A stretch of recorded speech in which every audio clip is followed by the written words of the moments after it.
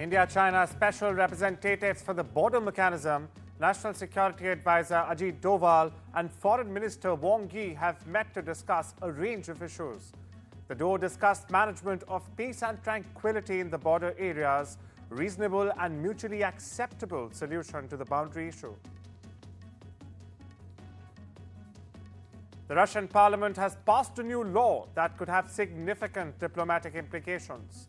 The law allows courts to suspend bans on groups designated by Moscow as terrorist organizations, potentially paving the way for Russia to normalize relations with the Afghan Taliban and possibly with Syria's new leadership. Now, this new law enables suspension of bans on groups labeled as terrorists. U.S. President-elect Donald Trump's incoming special envoy for Ukraine and Russia, retired Lieutenant General Keith Kellogg, will travel to Kiev and several other European countries early January. But Kellogg is not planning to visit Moscow during this trip. The meetings are reportedly expected to focus on fact-finding rather than active negotiations. Trump is set to take the office on the 20th of January. He has promised to end the Ukraine war within 24 hours of assuming office, if not earlier.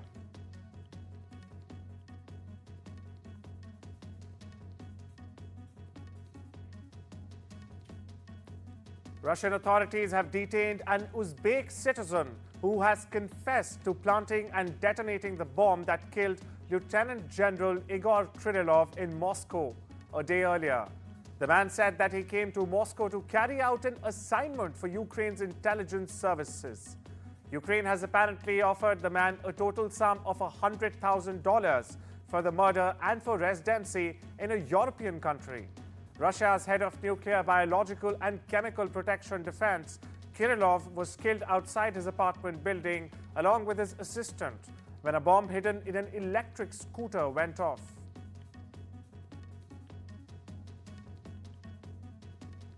Israeli Prime Minister Benjamin Netanyahu has announced that Israeli forces will remain in a buffer zone along the Syrian border, which was seized after the ousting of Syrian President Assad. Netanyahu emphasized that Israeli troops will stay there until a new arrangement is made that guarantees Israel's security.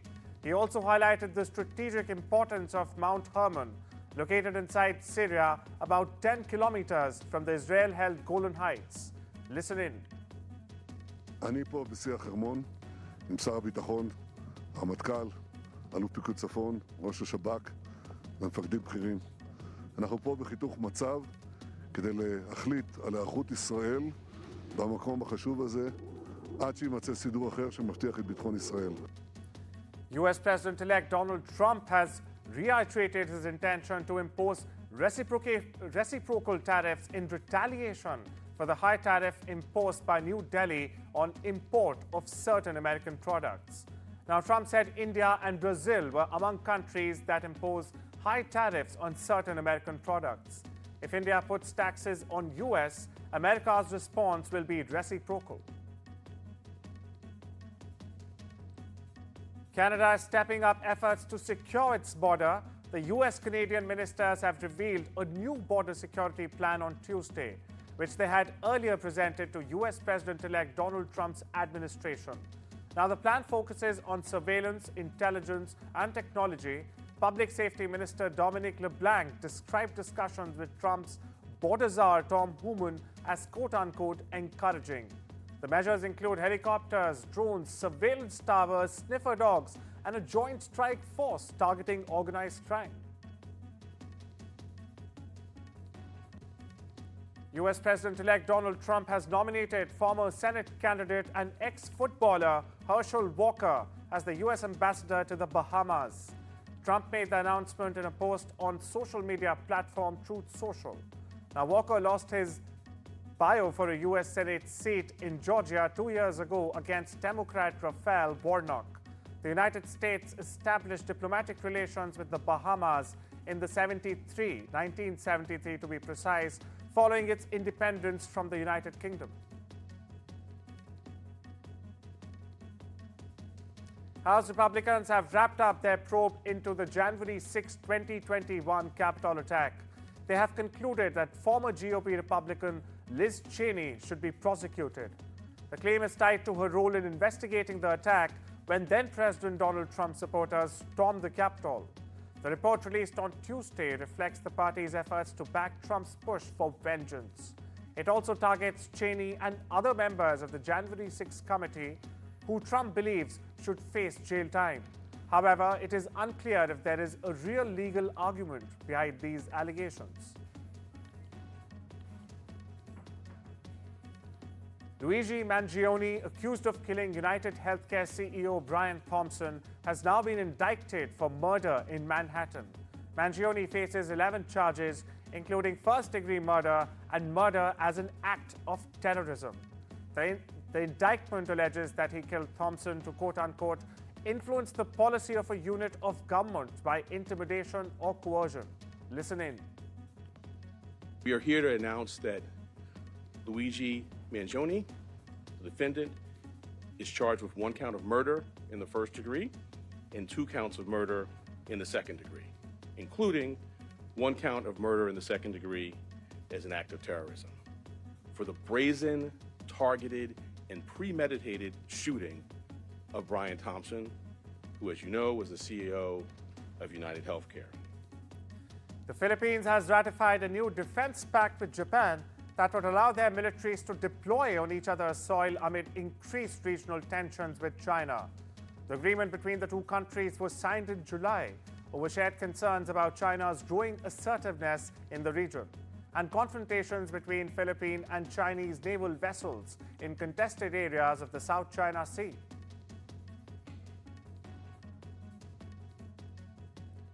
In a significant diplomatic development, Iranian President Masoud Pezeshkian is sent to attend a major summit of leading Muslim nations in Egypt this Thursday. This marks the first visit by an Iranian president to Egypt in over a decade. The summit is hosted by Egypt and involves the D8 Organizations for Economic Cooperation, a group that includes Bangladesh, Indonesia, Malaysia, Nigeria, Pakistan, and Turkey.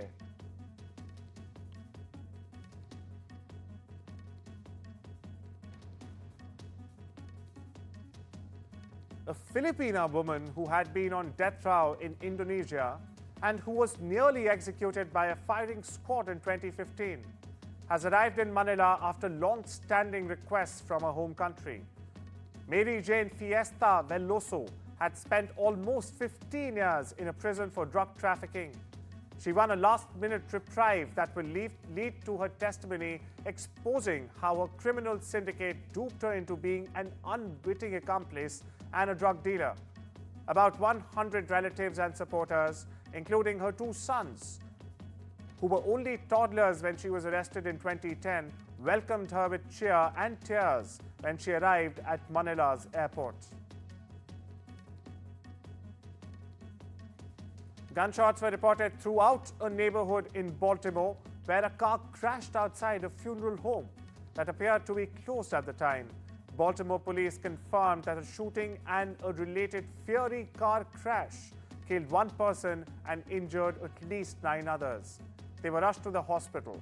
Officials didn't provide conditions for the 9 victims who were hospitalized. They said it is not yet clear whether all 9 were shot or not. Investigators, though, believe that the incident was targeted and isolated. Take a listen. An initial call for service, they spoke of multiple gunshots at that location. Responding officers responded to that location. The first officer that arrived on the scene found a vehicle on its side and in flames. Our officers searched the scene. They found multiple victims and alerted the fire department. The fire department came to the scene and basically took care of the victims at the scene and transported them to the hospital. At this time, we have 10 individuals that have been injured. 1's deceased, 9 were transported to the hospital. U.S. astronauts Sunita Williams and Butch Wilmore have been stranded on the International Space Station for months now. NASA has announced that they will remain there until at least late March next year due to a delay in their return mission. Now, Wilmore and Williams arrived at the ISS in June aboard Boeing's Starliner spacecraft. Their mission was originally planned to last only 8 days. However, problems with the Starliner's propulsion system forced NASA to change the plan.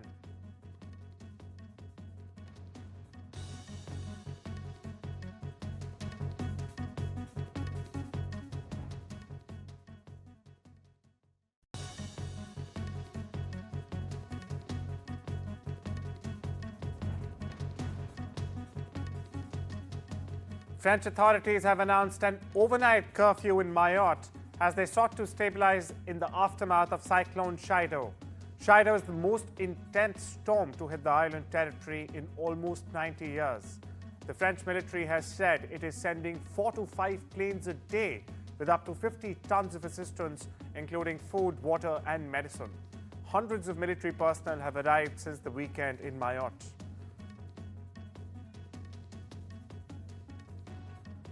A magnitude 7.3 earthquake that struck off the Vanuatu killed at least 14 people, injured hundreds more, and caused widespread damage across the South Pacific island nation. Video of the damage shows damaged buildings, cracked roads, and debris from landslides. A near-total telecommunications collapse meant little was known about conditions outside the largest city, and people struggled to contact those missing. More than 200 injured people were treated at the local hospital. At least 10 large buildings and 3 bridges sustained major structural damage.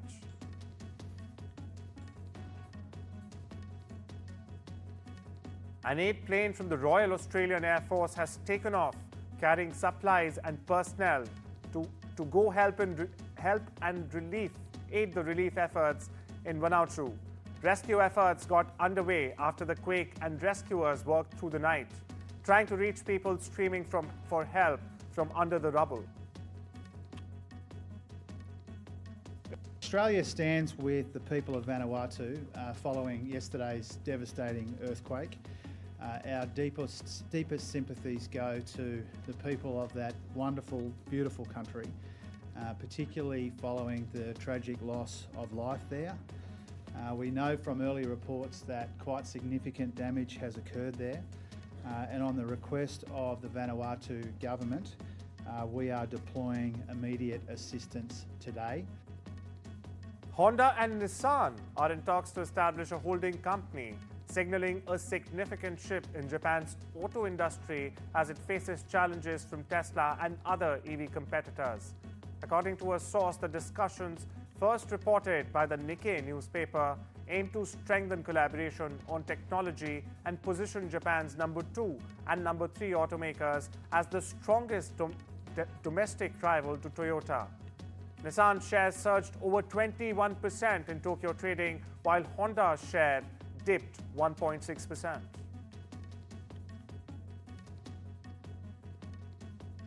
Automaker Stellantis will invest $2.1 billion in Italian production next year and spend another $6.3 billion in the supply chain. Stellantis executives laid out prospects for Italian operations just weeks after the board forced former CEO Carlos Tavares to resign amid slumping sales. He is being replaced by an executive committee led by Chairman John Elkann until a new CEO is named. Retail investors poured nearly $11 million into MicroStrategy shares on Monday. That's almost 3 times their average daily inflows this year. The surge followed the company's inclusion in the Nasdaq 100 index. MicroStrategy is the largest corporate holder of Bitcoin. According to Vanda Research, the detail shows the growing popularity of this Bitcoin bull among individual investors. Its stock has delivered a staggering return of nearly 550% this year. That's far ahead of Wall Street favorite Nvidia, which has seen about a 160% gain in 2024.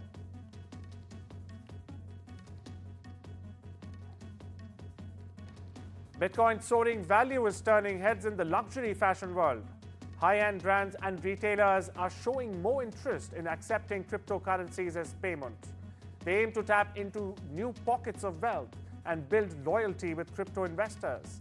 Until now, only a few luxury names have ventured into the crypto payment space. These include LVMH, watch brands like Hublot and Tag Heuer, and Kering-owned fashion labels Gucci and Balenciaga.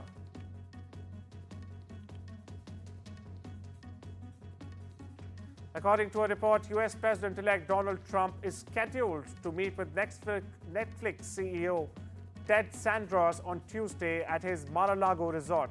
According to researcher Open Secrets, Sarandos has traditionally backed Democratic Party candidates, making donations to support President Joe Biden, former President Barack Obama, and Democratic presidential nominee Hillary Clinton.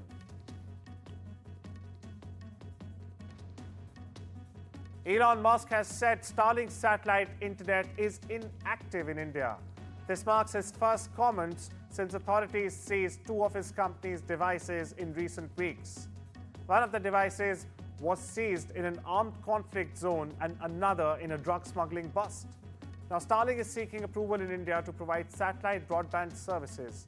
The Moscow company is trying to address any potential security concerns as part of the process.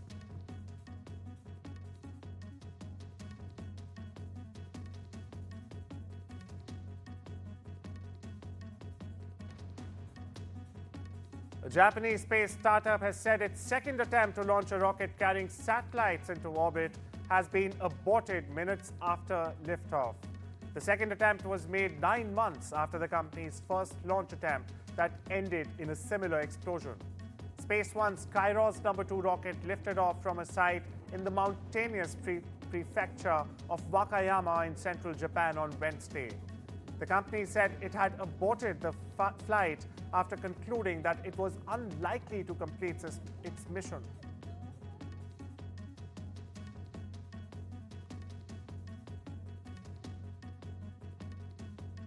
The European Union data privacy regulator for Meta has fined the social media giant $263.5 million for a 2018 Facebook security breach that affected 29 million users. Meta notified Ireland's Data Protection Commission at the time that cyber attackers had exploited a vulnerability in Facebook's code that impacted the View As feature. Now, the feature lets users see what their own profile looks like to someone else. That led to a breach in personal data, including users' full name, contact details, location, place of work, and even the date of birth, etc., being outed.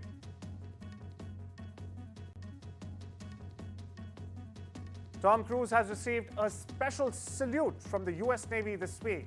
The Hollywood star has been honored with the Navy Distinguished Public Service Award. It happened during an intimate ceremony at the London Film School on Tuesday.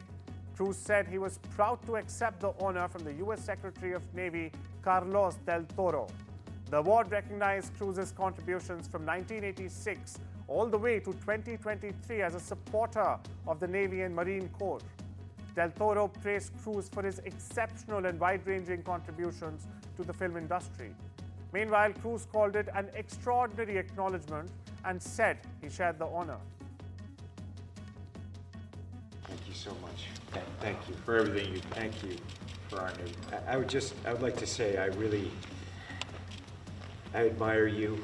I've been with you personally, seeing how much you care about the servicemen and women, and I have great respect for you. And we've known each other now these many years, and I really appreciate it. I appreciate everyone being here. I appreciate you taking the time and for this extraordinary acknowledgement.